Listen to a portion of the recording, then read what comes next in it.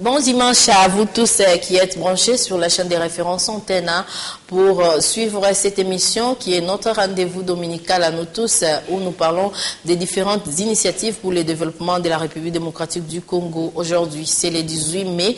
Nous le savons sans doute qu'hier, nous avons festoyé dans toute la République.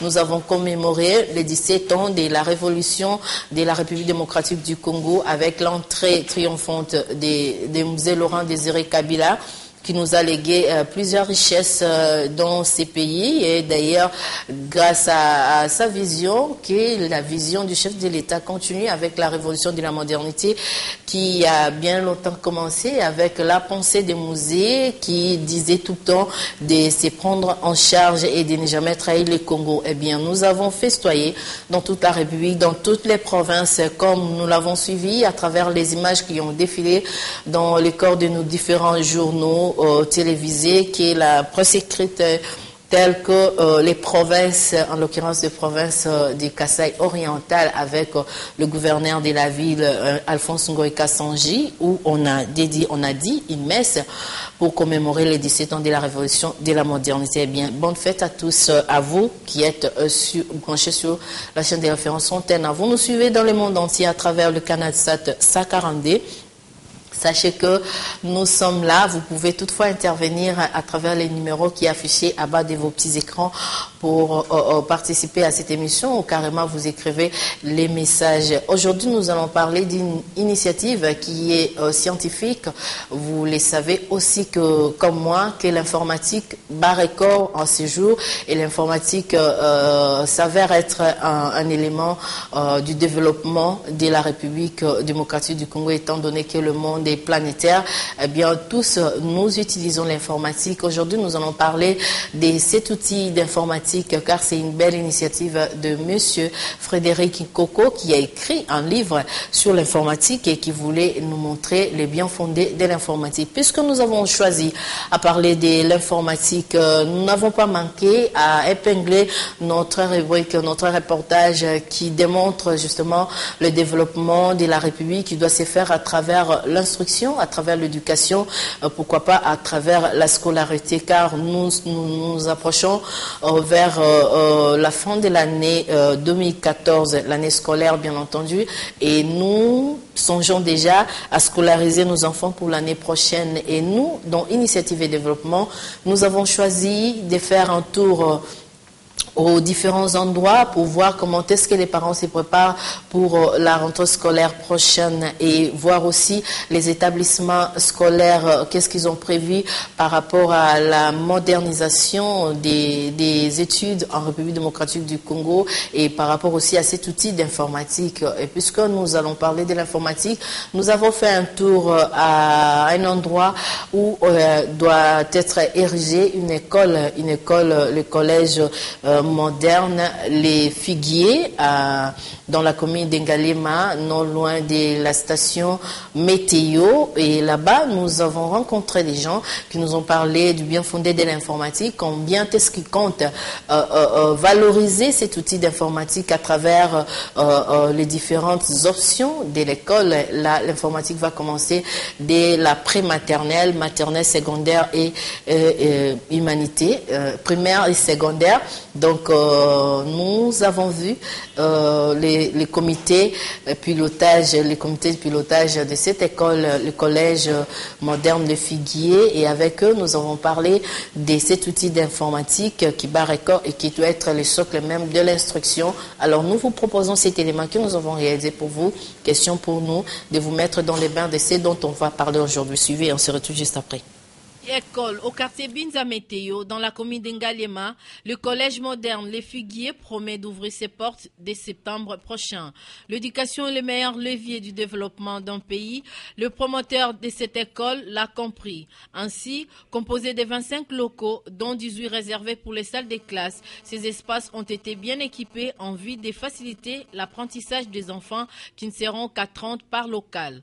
Agréé par le ministère de l'enseignement primaire, secondaire et professionnel, le collège moderne Les Figuiers s'apprête déjà à réussir le démarrage de l'année scolaire prochaine. Le projet est assez ambitieux parce que l'école qui est en gestation, va bientôt ouvrir ses portes.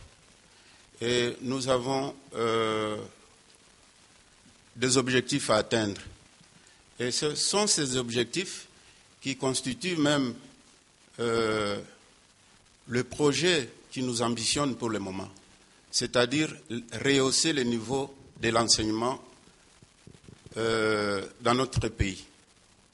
C'est-à-dire nous allons contribuer à rehausser le niveau de l'enseignement dans notre pays parce que c'est cet aspect de problème qui se pose et qui est beaucoup décrié par les parents. Le niveau d'enseignement est faible, mais alors nous, de notre côté, nous tenons à faire un défi, c'est-à-dire arriver à faire le contraire et à répondre aux attentes des parents. C'est un peu ça. Il s'agit de quelle école et elle aura combien d'options? Je vous ai dit, nous aurons l'école à 3 niveaux. Nous aurons la prématernelle, la maternelle et le secondaire. Pour le secondaire, nous aurons la section pédagogique, la section littéraire, la section scientifique, biochimie, maths physique. Nous aurons aussi la section commerciale, informatique et la section informatique tout court. Voilà. C'est l'école moderne Les Figuiers. Alors, j'aimerais savoir, Monsieur le Président, avez-vous songé aux différentes activités culturelles? Parce que le monde est planétaire, nous voulons moderniser même nos éducations, même nos instructions. Alors, avez-vous pensé à joindre une activité parascolaire, une activité culturelle par rapport à votre programme? Dans notre structure, nous avons prévu tout un service culturel. Et nous nous arrangeons pour avoir un animateur de cette structure qui se mettra à recruter les professeurs de grande valeur pour accompagner les enfants dans les domaines culturels. Ça, ne vous en faites pas, et toutes les démarches sont en cours. Et d'ailleurs, certaines sont déjà conclues à ce qui concerne le personnel, à ce qui concerne le matériel didactique concernant ce secteur culturel. Quel est le profil approprié pour le recrutement de vos enseignants? Bon, nous avons un profil, c'est-à-dire nous tenons à avoir des enseignants qui sont qualifiés, compétents, dévoués, qui présentent une certaine moralité dans leur comportement, qui affichent une certaine moralité, des enseignants qui savent coopérer avec les autres, qui savent travailler même sous pression, les enseignants qui savent communiquer avec les autres, qui savent partager avec les autres. C'est un peu ça le profil que nous tenons au recrutement de notre personnel. Une rémunération? Madame, vous voulez que je parle de rémunération? Je pense que c'est... Bon, ce n'est pas un secret comme tel, mais c'est un domaine réservé aux promoteurs et je n'ose pas avancer quoi que ce soit dans ce domaine qui lui est réservé, mais je pense qu'avec le temps, vous arriverez à savoir plus ou moins ce qu'on aura à avoir comme rémunération, mais de toutes les façons, nous tiendrons compte des besoins de notre personnel et assurer à notre personnel un salaire qui convient à tout enseignant pour qu'il soit mieux et qu'il soit motivé à faire bien son travail. Nous savons que la première semaine du mois de septembre est dédiée à la rentrée scolaire. Un mot à tous les parents qui auront l'occasion de vous suivre à travers cette émission et aussi à tous les élèves qui peut-être meurent d'envie d'étudier à cette école. J'invite les parents, les élèves à venir découvrir leur école. Parce que d'ici le mois de septembre,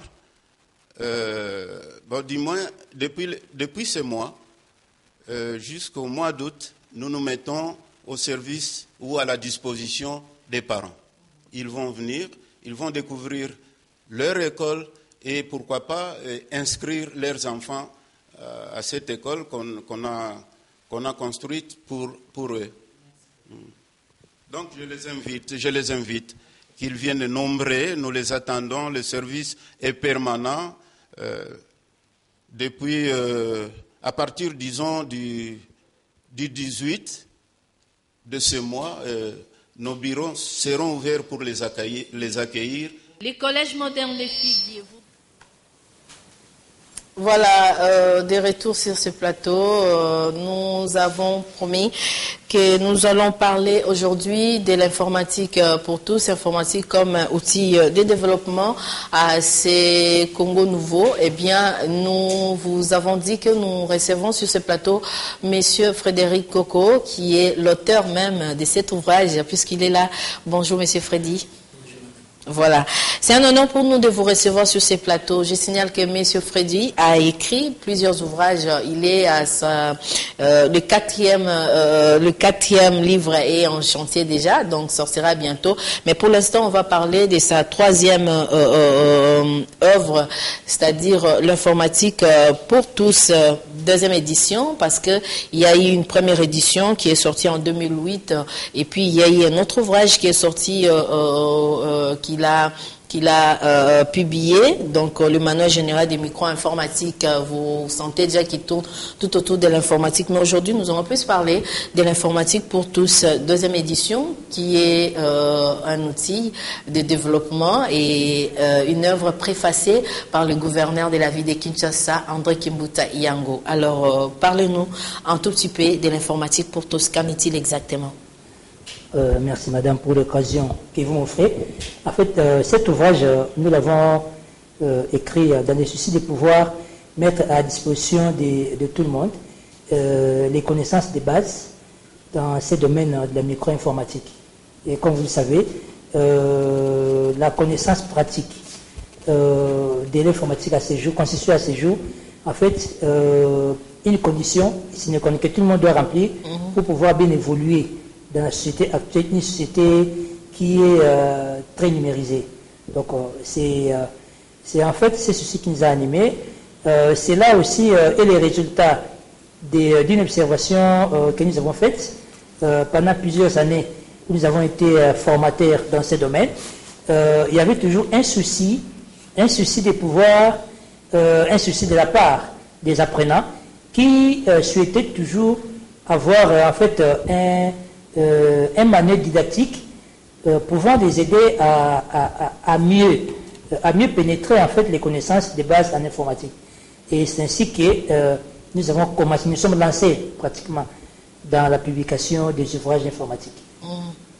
Et cet ouvrage aujourd'hui a été préfacé par le gouverneur de la ville de Kinshasa, André Kimbuta Yango. Pourquoi seulement lui? Est-ce qu'il n'y a-t-il pas des amoureux de la lecture ici en République démocratique du Congo? Quel est le gouverneur? Bon, en fait, cet apport, c'est un grand apport, cet apport de son excellence, monsieur le gouverneur de la ville de Kinshasa, et a commencé déjà à la première édition de cet ouvrage, c'était en 2008.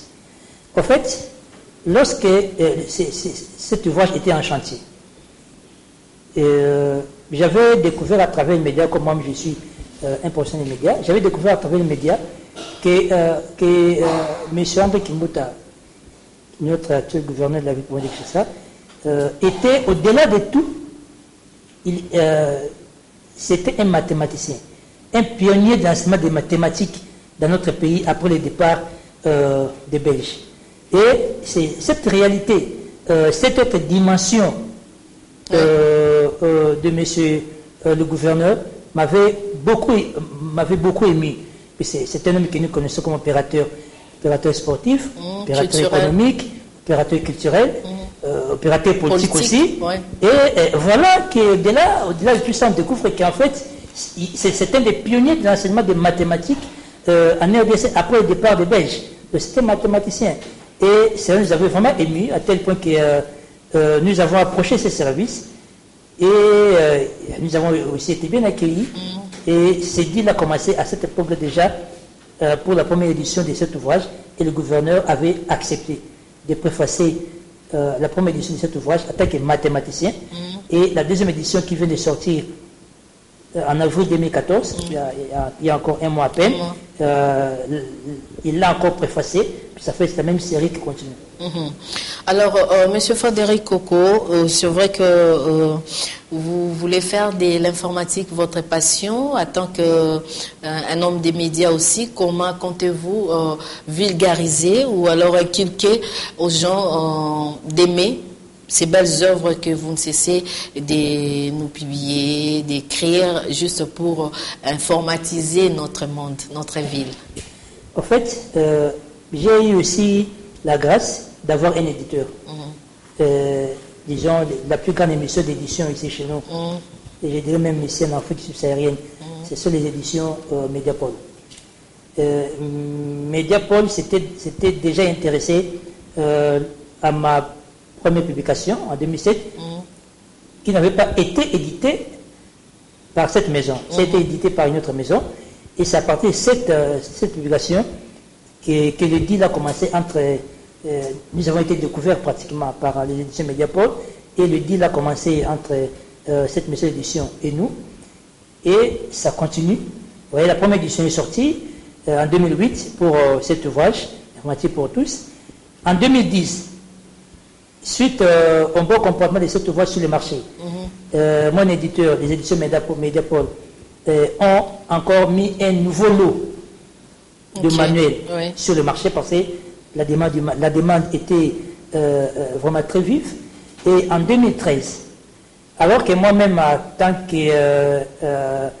que scientifique aussi, j'étais déjà en train de travailler sur la mise à jour de cette publication qui était sortie il y a déjà 5 ans, 2008-2013, ça fait 5 ans. Il y avait vraiment une nécessité de pouvoir updater ça, c'est-à-dire mettre à jour cela.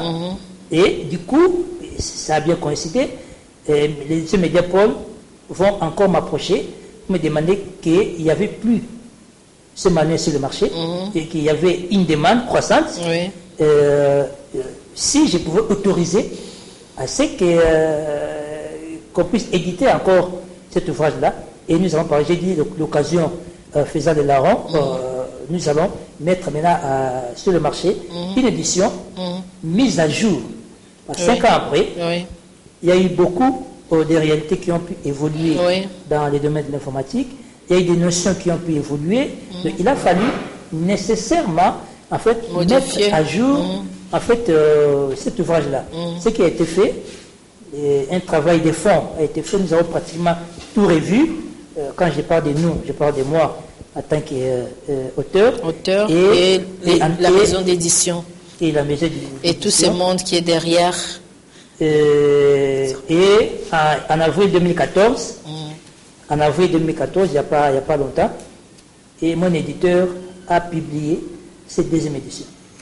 Alors, vulgariser ça, d'abord, comme je disais, j'ai la grâce d'avoir un éditeur, un grand éditeur, une grande maison d'édition, Mediapol, qui est pratiquement implantée, qui a des librairies pratiquement à l'intérieur du pays, dans toute la RDC, et même dans certains pays d'Afrique, et même outre-Atlantique aussi.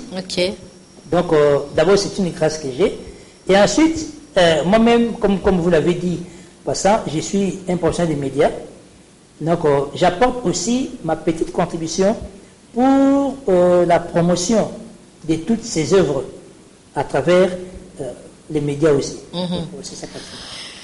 Monsieur Frédéric Coco, vous le savez comme moi que dans toute chose, il y a toujours des phases qui accompagnent la chose en question. C'est-à-dire les bien fondés de l'informatique et l'autre côté de l'informatique où aujourd'hui les parents certains parents se plaignent, certains scientifiques se plaignent par rapport à la connaissance que donne l'informatique qui ouvre justement des horizons à tous nos enfants, à tous les élèves qui vont au-delà, même si je peux me permettre, au-dessus de la mêlée pour découvrir même les interdits.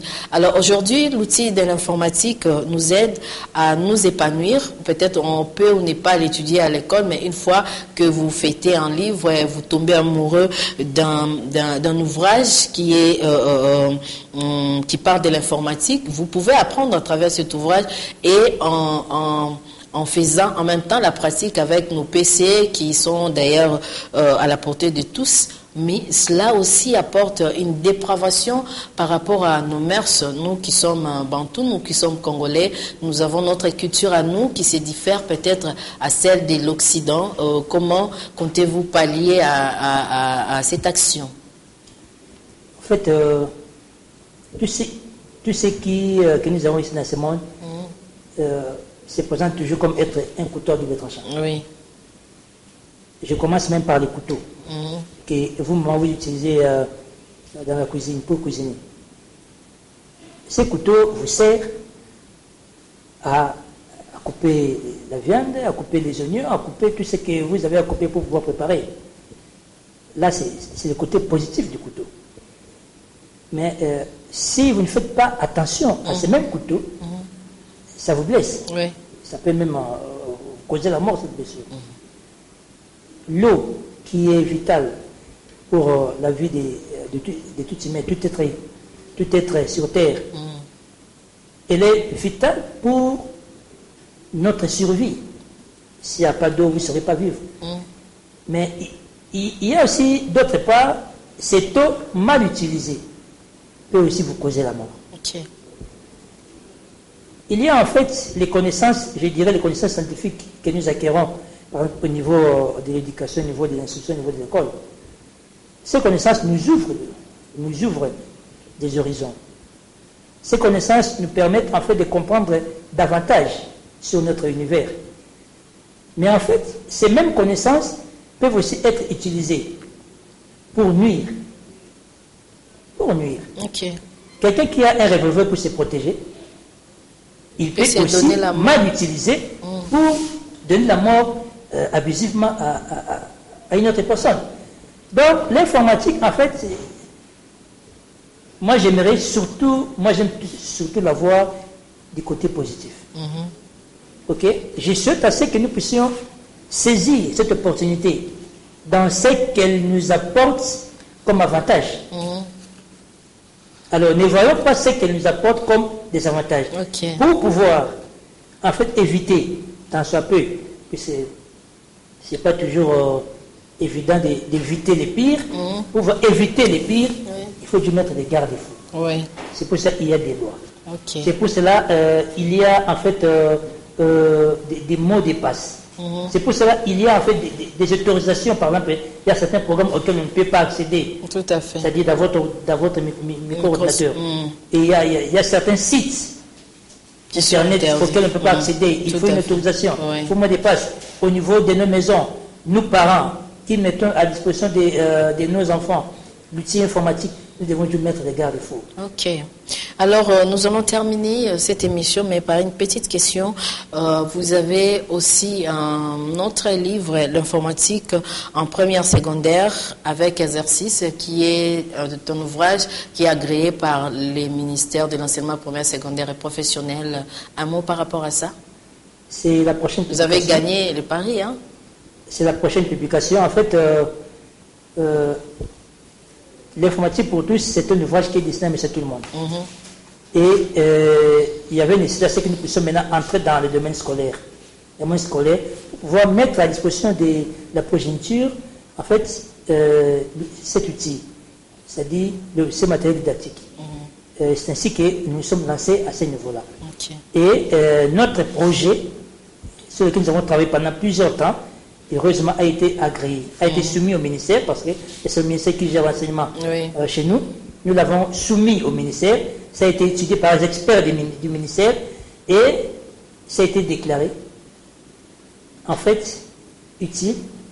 Ça a été déclaré, en fait, intéressant pour l'enseignement de l'informatique en première et secondaire. C'est ainsi que cet ouvrage a été agréé officiellement par le ministère de l'EPSP comme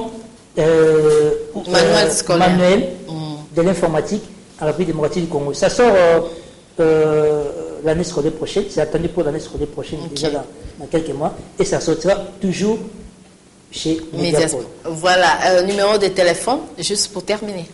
Mon numéro de téléphone en fait public, c'est les 081 29 20 353. Voilà.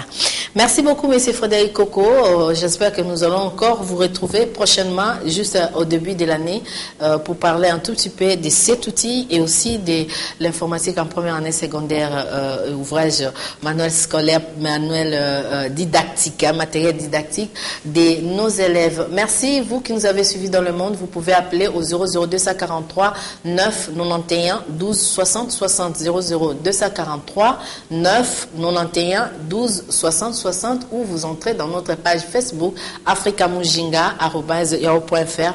Vous allez nous contacter. Voilà, merci. On se retrouve les dimanches prochains. Vous suivrez la rediffusion de cette émission le jeudi à 16h30 et en même temps en ligne sur YouTube et sur Facebook africamujinga@.fr. Merci. On se retrouve prochainement. Merci à Pepito et David Poutou et à toute l'équipe de la régie production et finale. Au revoir.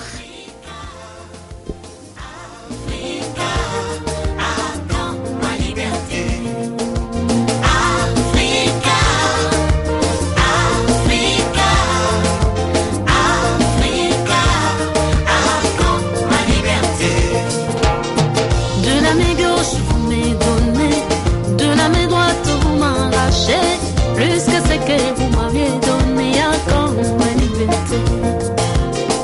De la main gauche,